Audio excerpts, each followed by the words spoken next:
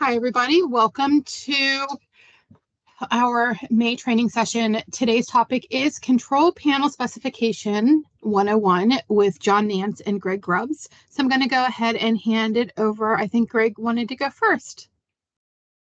So yes, thank you, Dana. You're welcome. And welcome to everyone here.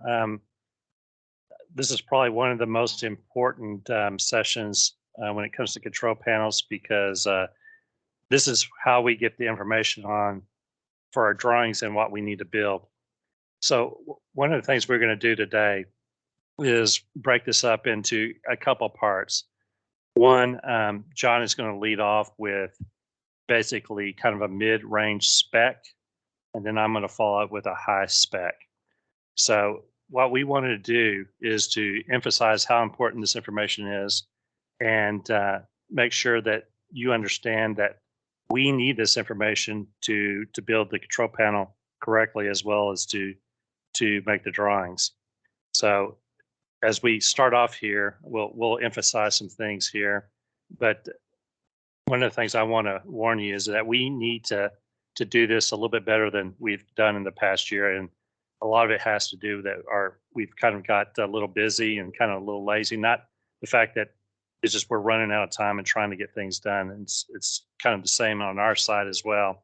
But what's happened in the field, or even when we try to deliver a panel, sometimes all the details are not up front, and then therefore we're scrambling at the end to get those details in or make changes and things of that nature. So what we're going to talk about is what we want to see in the specifications that you give to us so that we can do the quote first. If we can get 98, 99% of these things up front, it will help us in the end, and we're not scrambling nor having to do something in the field that we shouldn't be having to do at that point. So I'm going to kick it off for John. John's going to kind of share his screen and go over a mid spec, and then I'll jump in after he's done with that with a high spec. So John, why don't you go ahead?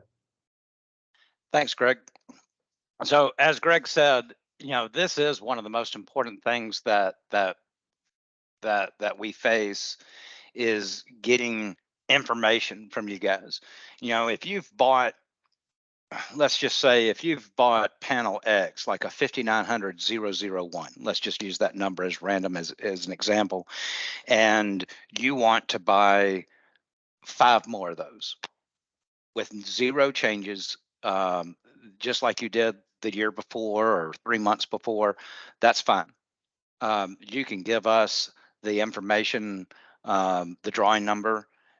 If you have a quote number from your last time that you purchased it, that certainly helps us in revalidating the quote and speeds up the process for us. And we can push that through in and out generally in less than a 24-hour turnaround. So, I'll back that and say, if it's a repeat order, sure, let's go that route. If you need help with trying to identify the engine and the driver and some of the controls that are on it, especially if it's OEM, certainly reach out to us, send us some pictures of it. I have some people that, just send me a couple of pictures, which is great.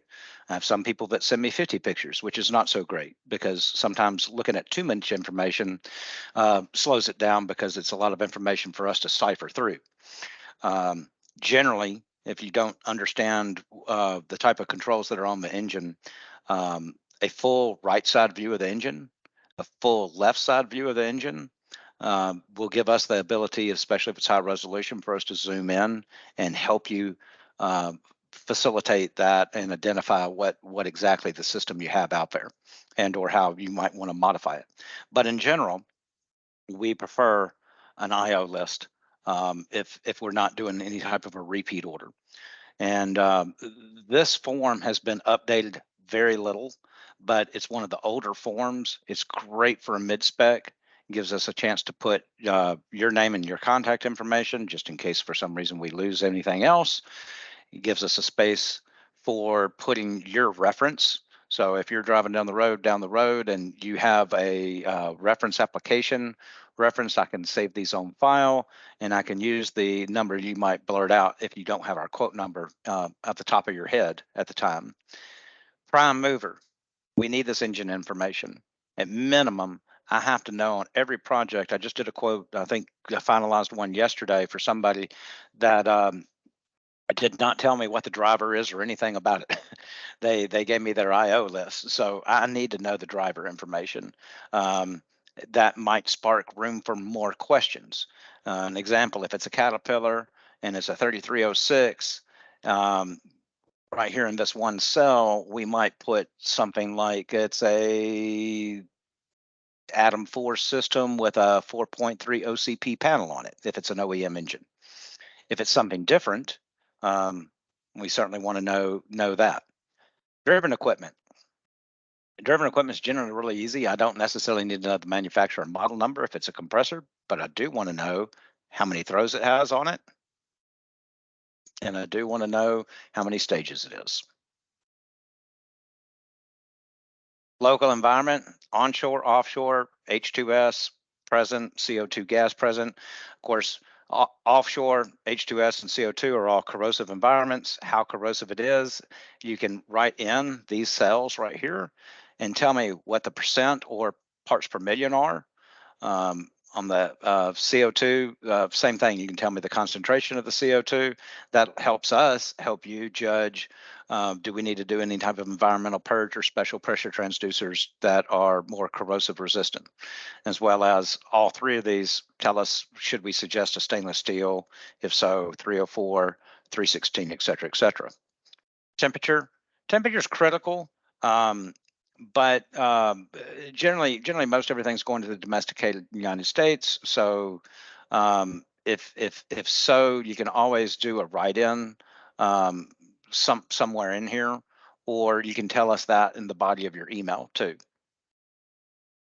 Technology, this is where we did some updatings. The 4000 was not on here. There were some other older obsolete systems that are on here. So this has been updated. You're free to do write-ins too if you need some additional information or additional space right here. You can write in little notes. Hazardous area classification. Most everybody wants class 1 div 2 these days, but if there's something special, it gives you an opportunity to do that. Enclosure type. Generally, most of our enclosures this day are going to a solid front door. That's our standard with a swing out insert. But if you wanted to tell us anything or add some customization to it, you certainly have that right to do so. Again, the closure material that you want based on what your customers' needs are. And the panel stand, required height.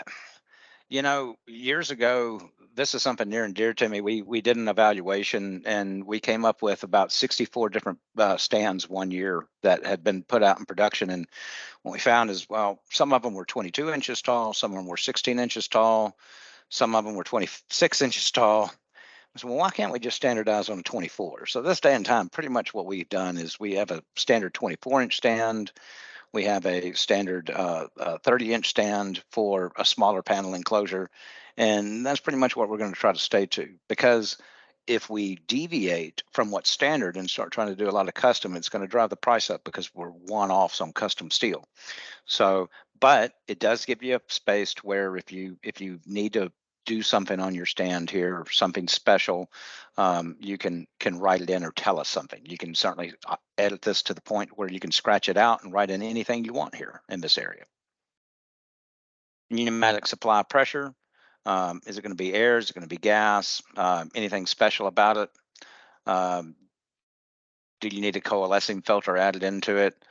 Sometimes, based on other specifications, we'll suggest that you put a coalescing filter on there, but in some cases you may know better and say, no, we don't need one. Gives you a section for the tubing area. This is the biggest thing, 1/4 inch or 3/8 inch. What do you want? Some customers, like on new builds in the packaging area, they all want 3/8 these days. But if it's an older build and that you're retrofitting out in the field, generally there's 1/4 inch out there. And so everybody wants 1/4 inch. You can also write in over here in this space, where do you want the tie-ins to be? Are you wanting them to be on the left-hand side of the panel, right-hand side of the panel, or center rear of the panel? You can tell us anything you want, but it helps us speed things up. If you don't tell us, by the way, on this stuff, what you're going to get is, we're going to quote you something that's kind of more generic. And then if you catch it in the body of the quote and say, no, that's not what I want, then we have to go back and do it again. So it lengthens the process up. Engine type, again, this kind of goes with the driver information, but we try to have a pretty common list of engines here. We don't have everything here in this area, and we don't have all the different ignition types. Again, you can always write in the ignition type, but that's why up at the top we have the prime driver information that you can fill out as well. Fuel type, just about most everybody this day has gone to a ASCO type valve where it requires 24 volts to open, but you'd be surprised how many times when we're quoting projects that information is not provided to us, and we need that at a minimum.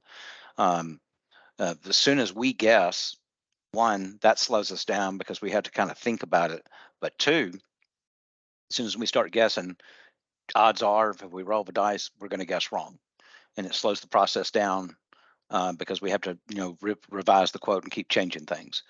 Power available, that's a no-brainer. If you have power available for the control panel on site, tell us what you want, or tell us what's available. 24 volts, 110 volt DC. If you need to write in only 240 volt DC, you certainly have the ability to do that here.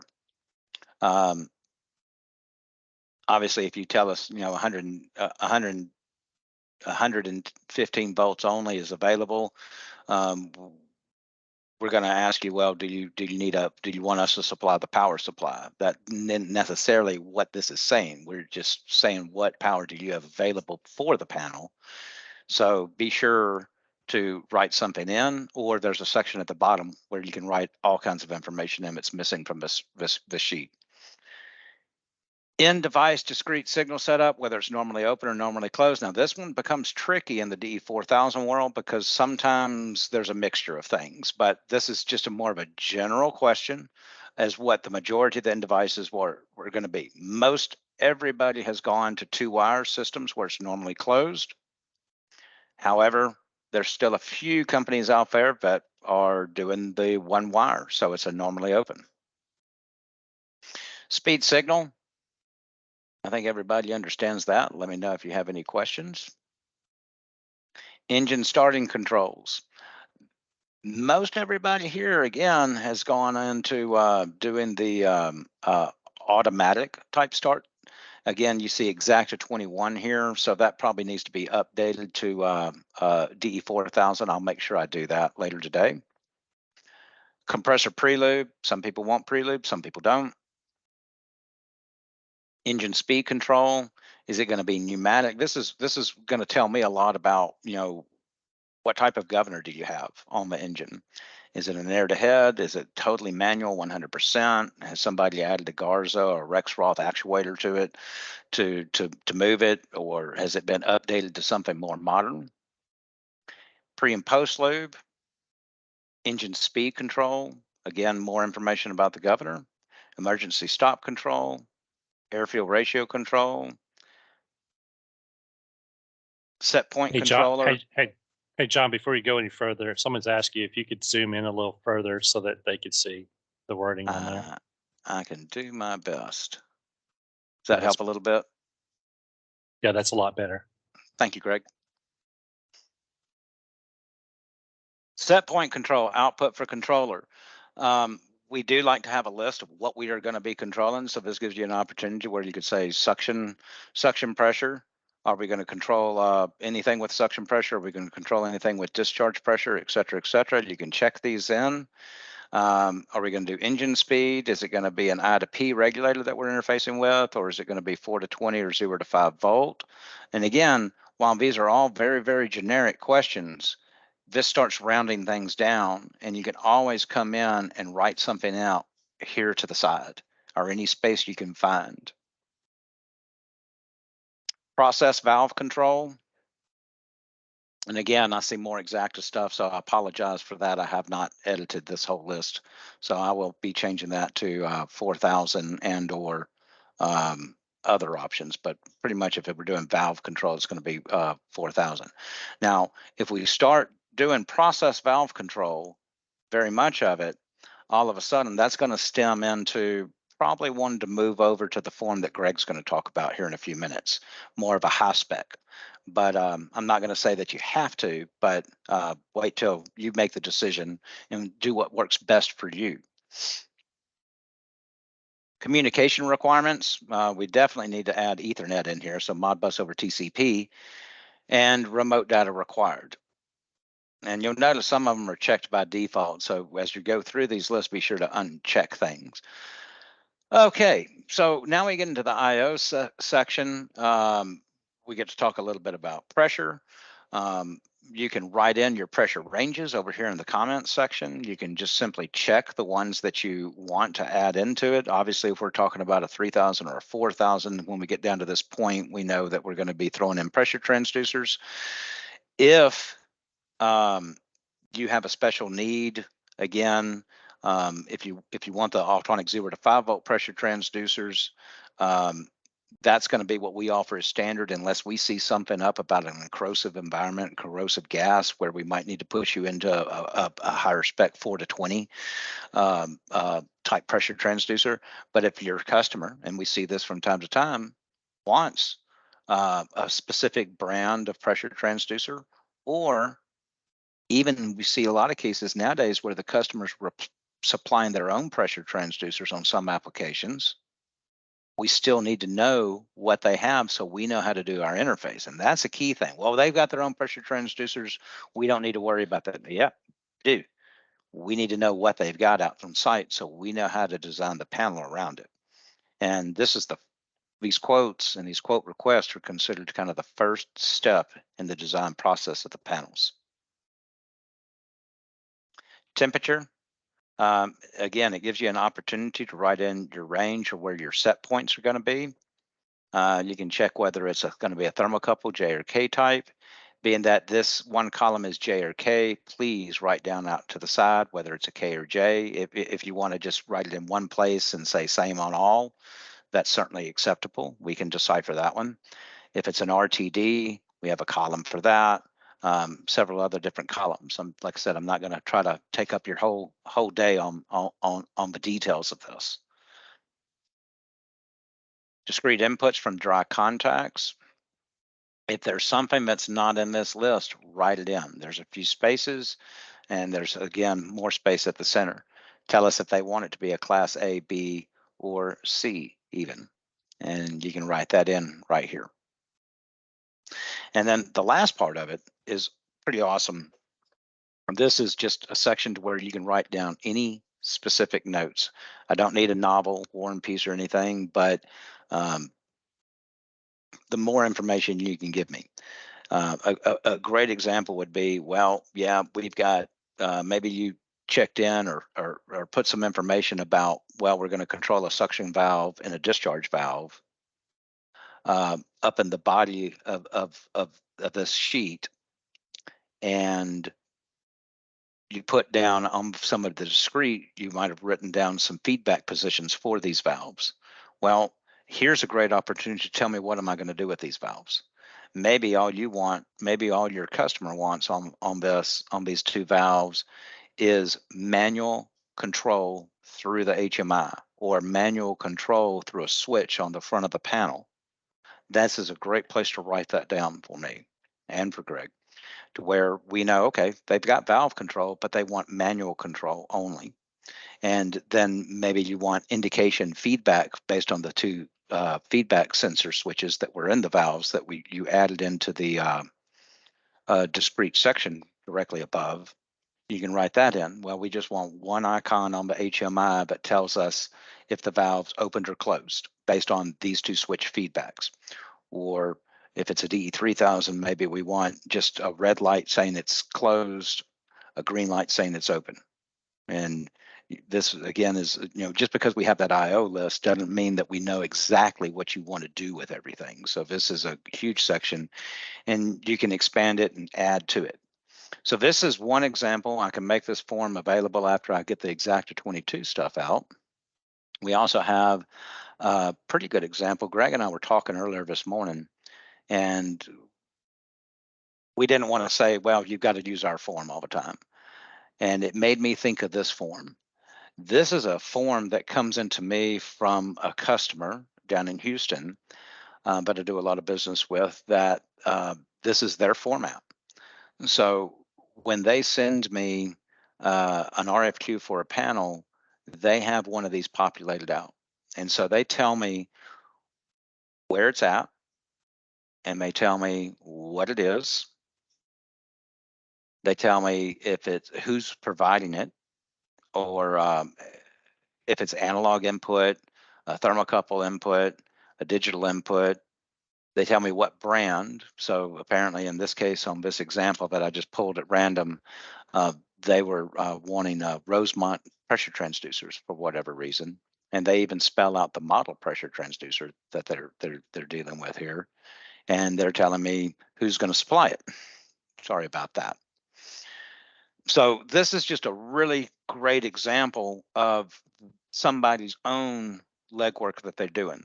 Now, all of this does is it gives me the IO, but the IO is a huge part of it. But as we go through the rest of it, they'll provide a write-up in their section, what my driver is, what my driven equipment is. They'll write in bullet points about how they want to control the system.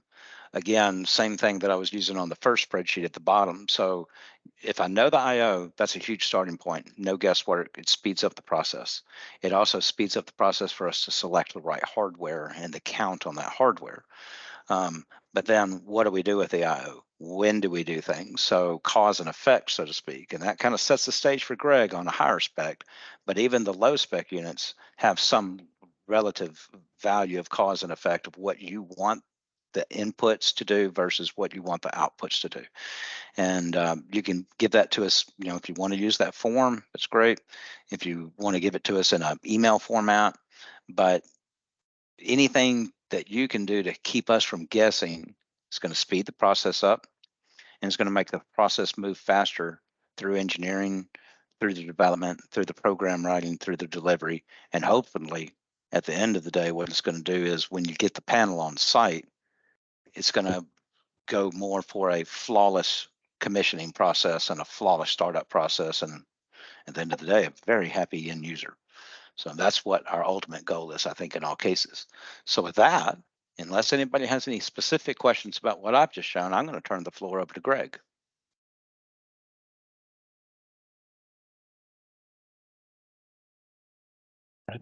Thank you, John. So as you've seen by John's presentation there, that what we're trying to do is give you the list of questions for you to give us the answers. And all those answers are very important to get all the details correct. So that's what that form is a suggestion of what information we need from you. So if for some reason you just give us half that information, that means that quote's probably going to do quite a few revisions back and forth. So what I'm going to do is I'm going to share a couple of examples of high spec. So hopefully you can see that. So this is the new form we developed 3 or 4 years ago. It's basically the same thing, just different format. And what's going on here is you see these red boxes, and each of those red boxes has, for the local environment, you touch that and there's a drop down menu, and you can pick those as to what you want. And so what this does is it allows us to ask all the questions that you saw in the other form, and then it gives you the answers with the drop down. And then at the bottom, you have the different things that you saw on the other form, whether we have set point control, what are we controlling, speed, recycle valve, suction throttling valve, and such. And then what kind of valve control are we doing? Is it suction, discharge, blow down, and all the different types of valves here. So basically it's very similar. And then on the tab next on the same worksheet, then you can add all of the different types of IO and the types, and then also units of measure and things of that nature all the way down. So this is another form that we provide. And as John said, we don't care what form you have. We want the information that these forms are trying to provide. So one of the things I want to point out, because we have some international people on here. So we've basically got two groups of international. We've got the Canadian market that's with Spartan. So all that information usually comes from them to Michael Young and myself. But the other side of the world outside of Canada goes through Barry and his list of distributors that he works through. A brag on Barry. His specification sheets are probably the most thorough than anyone gives to us. And the reason is because he has all the distributors bring it through him, so he can basically make sure that all the details are there. If they're not, he'll go back to them and ask the questions and have it filled out. So this is one form here, and I want to kind of show you a different form that he uses, which is fine, but it's the same information. So hopefully you can see this. But basically, it basically gives us the information on the controller module, the D4000 inputs right here, 1 through 32. It's got more than it has on the second board right here. And then after the I/O, he has different things that are on this. This is a very high spec. This is for, I believe, a Superior B16. So he's got a DE250 with the I/O there. Then the DET 1600 with its I/O. And then what type of switches, the power supply, the pneumatics, the actual design specification for the enclosure, and just additional notes, things that they would want, with the certification, the extra spare and terminal blocks and relays, and then some other things. This is a lot of information, but this information is very important because it affects every detail as per what this system needs. And so when we get an email that only has 2 or 3 lines, when we should be answering all these questions right here, now you see why we have issues with getting you a quote or even doing a set of drawings that should be filled out, completely with all this information. And of course, that affects not only the price, but also delivery, because we've got to look at different devices. Some might want a alarm horn or a beacon, things of that nature that we might not have stock, and it might be a specialized one that we've never bought before. And so what that does is it puts up the system for me to say to our supply chain or to our vendors, I can send them and say, hey, I need a specialized part. What is the lead time? What is the price on this? So that we can detail the quote and give you a proper lead time on what those parts are going to be. So that's just another example of maybe a different application that he's given to me. Here is just, I believe this is just for another Superior right here. But as you can see, all of these have all the information filled out for it. I mean, it's a lot of work, but you got to do the work at some time. It's better to do it up front than at the end, because at the end, then here we are changing POs, we're changing lead times, we're delaying the order and things of that nature. So it's very important that we get all this information up front so that we can give you as much of a specific and very detailed quote. So the other half of this, so when you get to high specs in panels, the one thing that we don't, a lot of people don't really understand is the hardware is just the other half. I'm going to unshare here for a second so I can go to the other document here. So let me get to that real quick, and I'll unshare. Then I'll reshare here a second. The other side of this is that, as John was talking about in those notes down there about the sequencing and stuff of that nature, there's the other part of it. So like with the DE4000, every DE4000 needs to have this other half. So I'm going to see if I can share this real quick.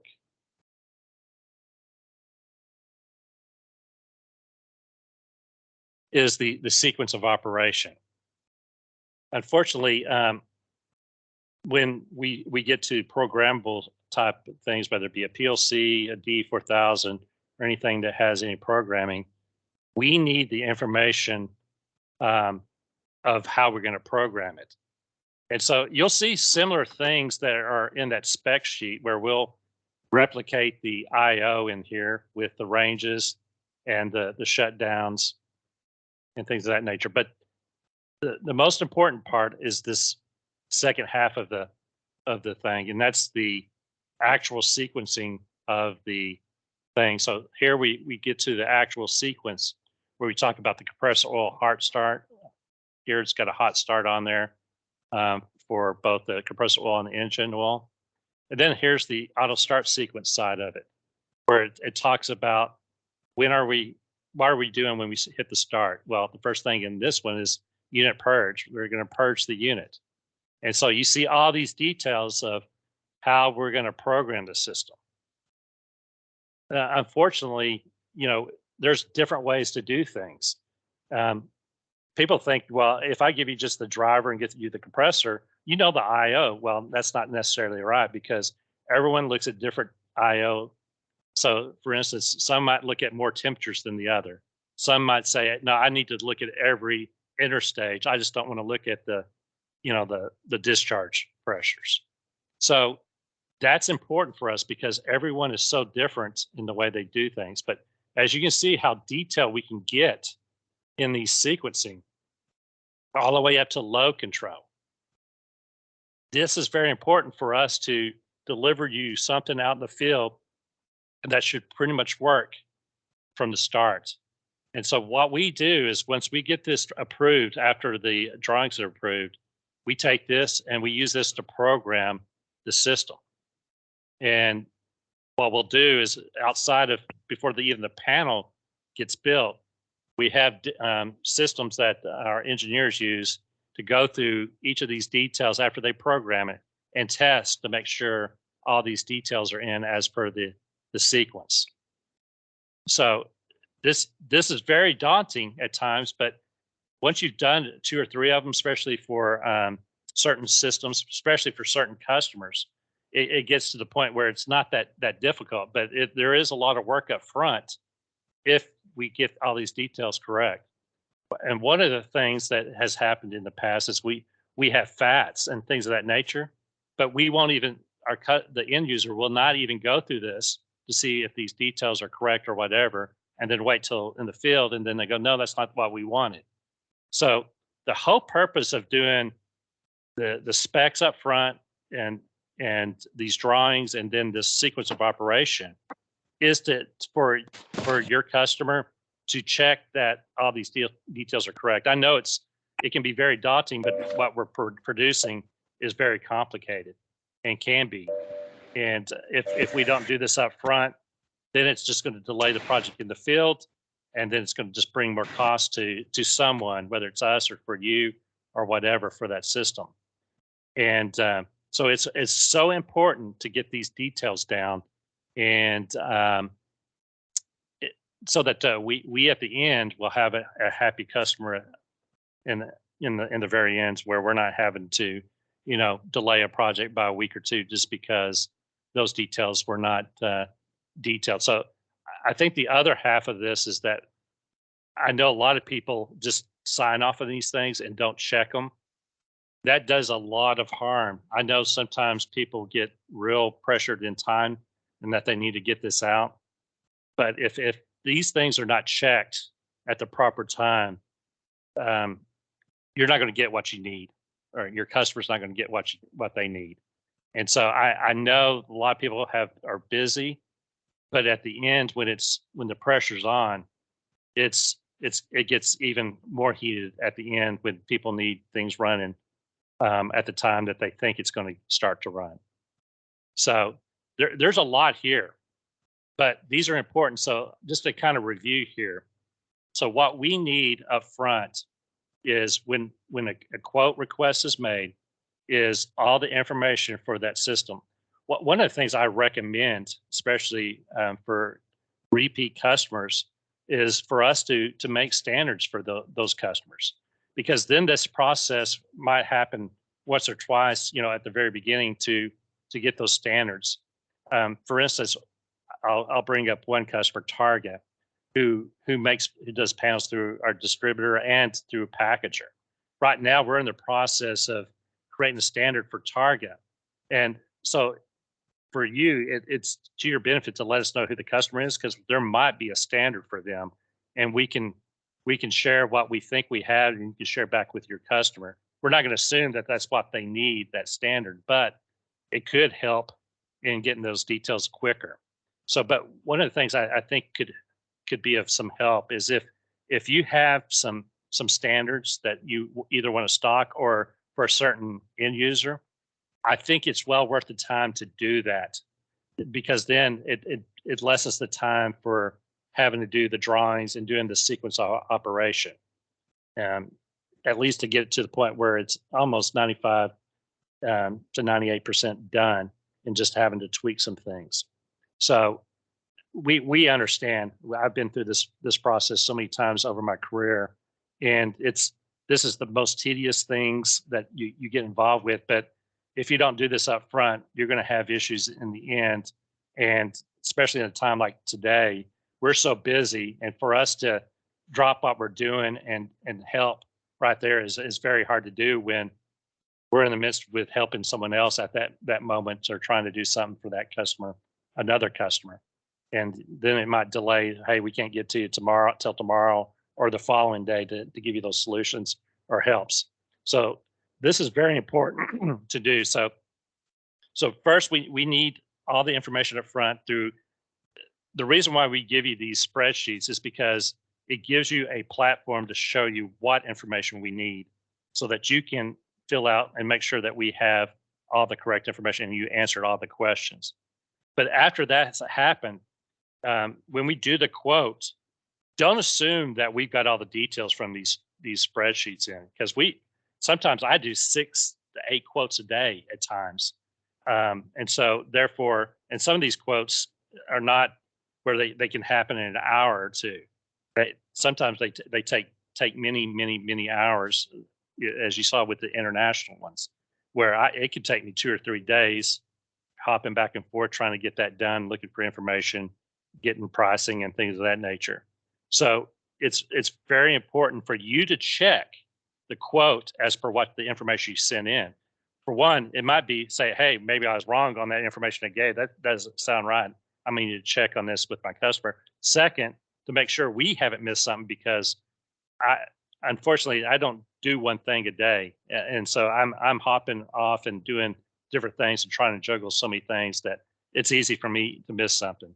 And so please check the quotes when they come back. Some are definitely better than others in doing that, but it's important for you to make sure that the quote with the information you send in is absolutely correct, because it could burn us in the end if you just assume that information that you give it has been replicated on the quote, because that quote is the contract for the PO. It's the contract to get to the PO, and then once the PO's there, it reflects back that quote, and then whatever's on that quote is pretty much going to be what's going to be delivered based on that price and lead time.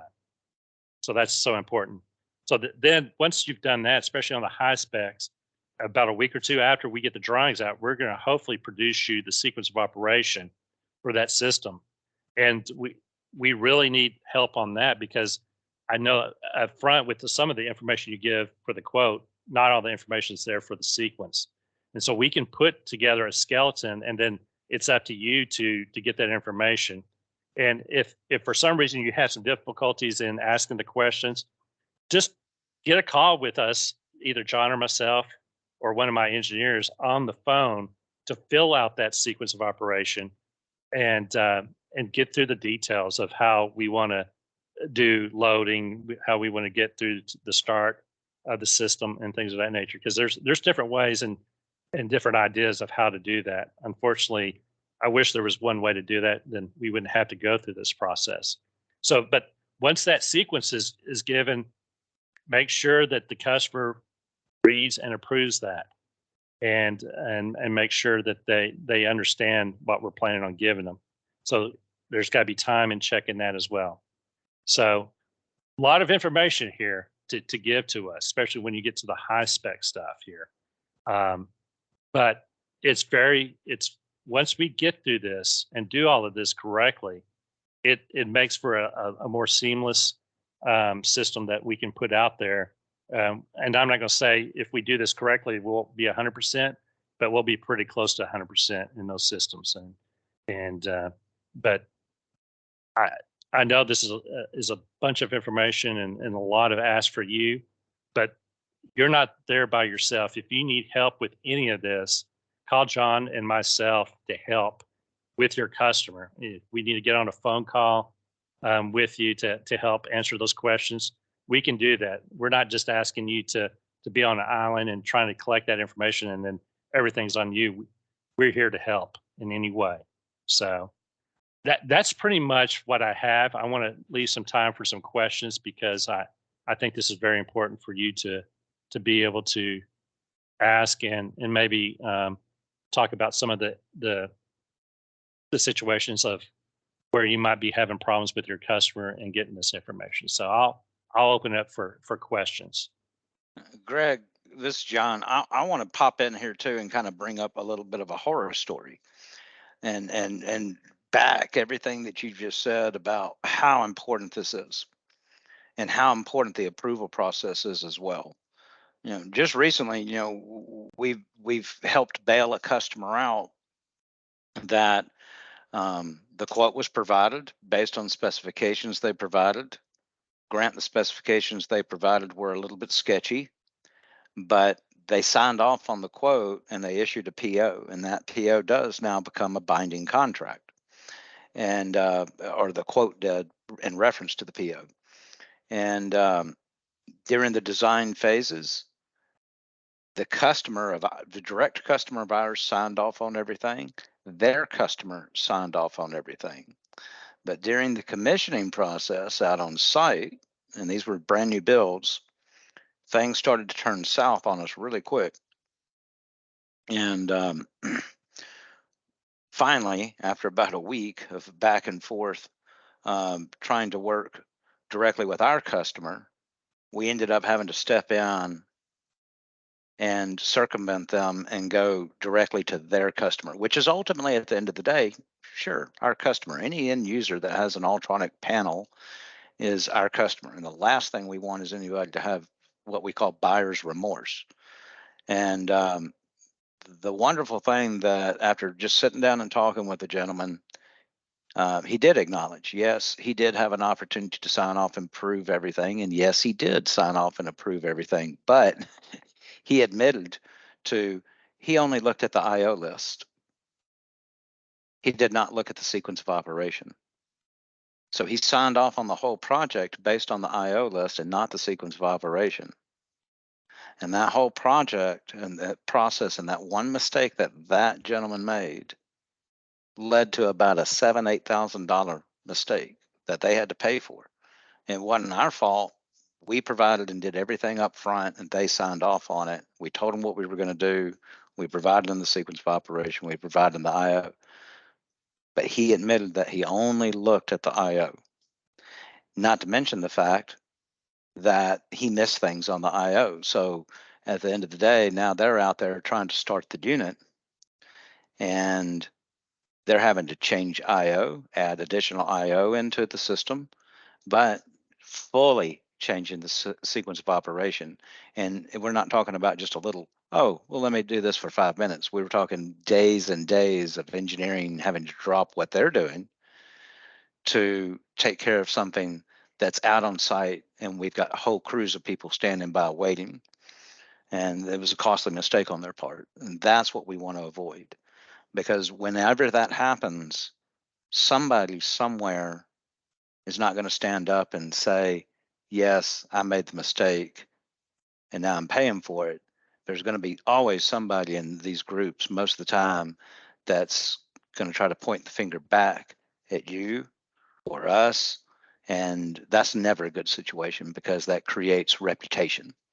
And reputation is everything in this business. That's one thing that I've learned. So I'll hush and let other people ask questions.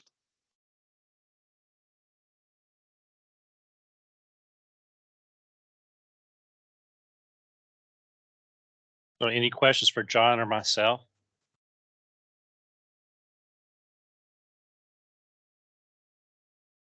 Quiet group today, Greg.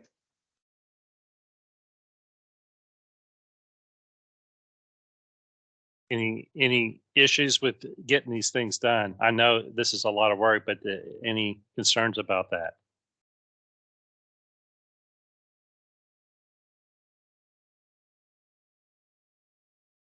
I have a quick question, maybe. Often when we receive a PO, say from one of our packagers or customers, just in general, the IO list is rarely 100%.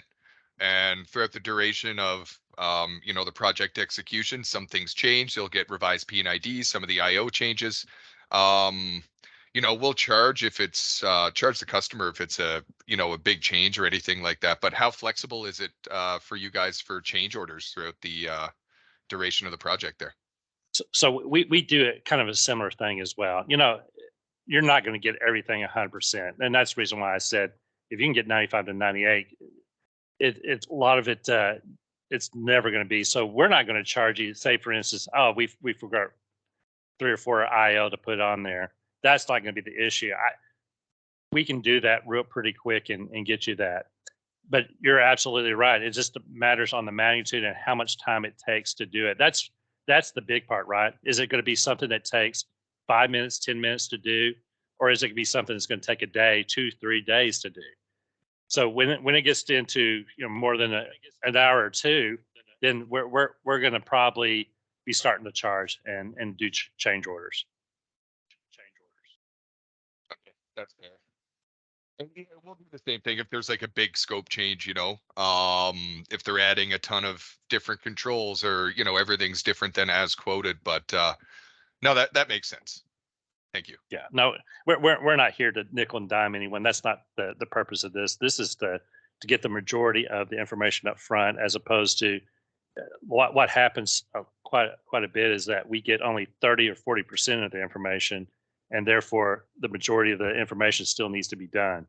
That's where we really start to see, and we see that quite often with some projects. It's not specific to any distributor or specific to any end user. It's usually specific to certain people within those organizations that we see that more often with.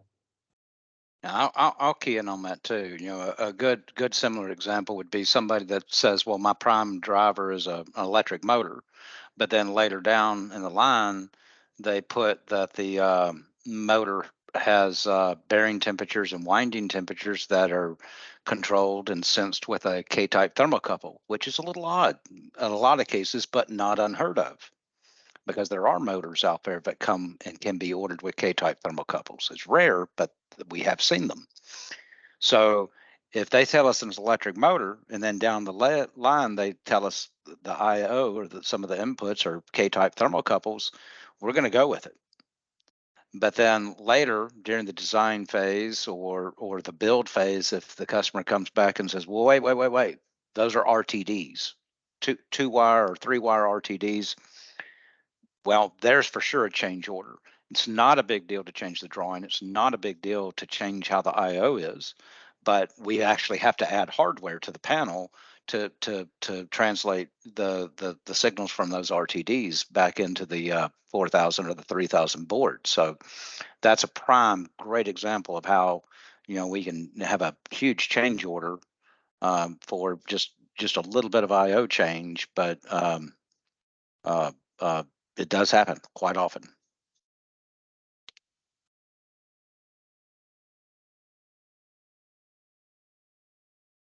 Any other questions or comments?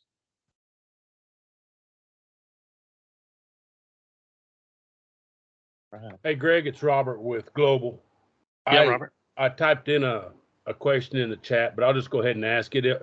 Where in the website are these spec sheets located? I don't think they've been over there. So what I'm going to do is I'll get with Dana. I looked for them a couple of weeks ago and they're not there. We'll have to put those back in there. They were in the old one, but let us, what we'll do is we'll give us about 2 or 3 days. If you need one right away, just email me. I'll send it to you. But let us give us the week, and we'll make sure, and then we'll send out a thing saying, hey, this is where the spec sheets are. So maybe Okay. a question for you, Robert, or for anyone else. And we can maybe do this. Do you like Barry's form over the other form? You know, Greg, the more detailed, the better for me, but that's just the way I operate. Sure. You know, but if the spaces are there, you may or may not use them all, but at least they're there to trigger our thoughts and get us thinking. And, you know, yeah, I don't think, and the more if it information, makes, you can't have an information overload on spec in a panel. no, and in fact, if you need some application examples of some of the stuff, because you know sometimes I think what's hard for people to understand, especially you know Atom 3 and ESM applications are very easy, right? Because all the engine processes are taken care of by those engine panels, and so I think for a lot of people, especially if you're just now starting in this industry, is knowing what to use and what the functions are need to be looked at for the, you know, especially on doing OE, you know, taking it off OEM stuff and putting Altronic stuff.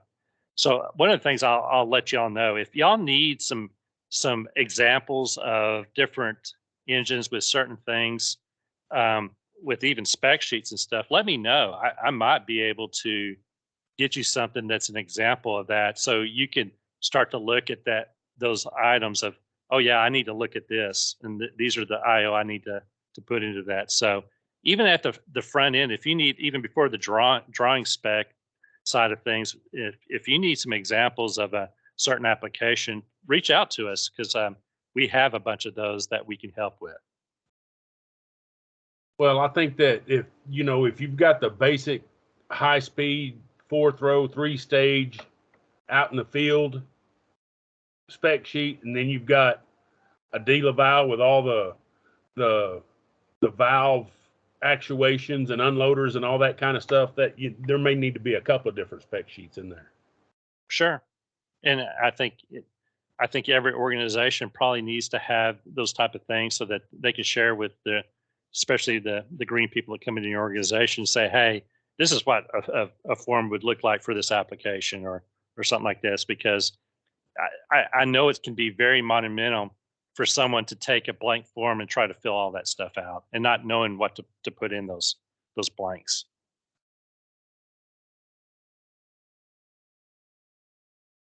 All right. Any other questions or comments? Greg, I just want to add, as far as the website is concerned, we originally under products had a section for control panels that we pulled. Right.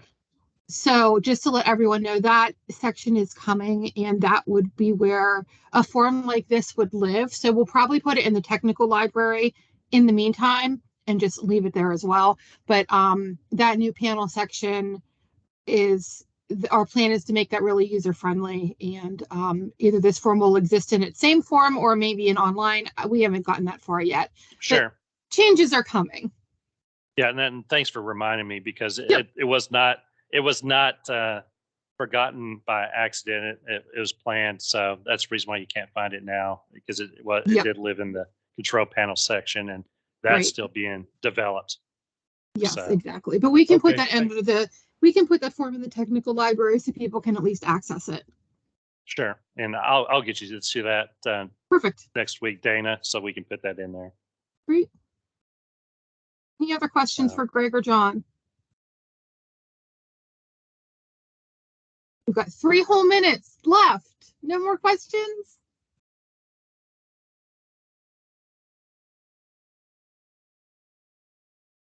All right. Well, good. Thank you guys for showing up and participating. If you have anything in the future, you still have the opportunity to ask questions or need something from us, just reach out to John and myself, and we'll help you in any way.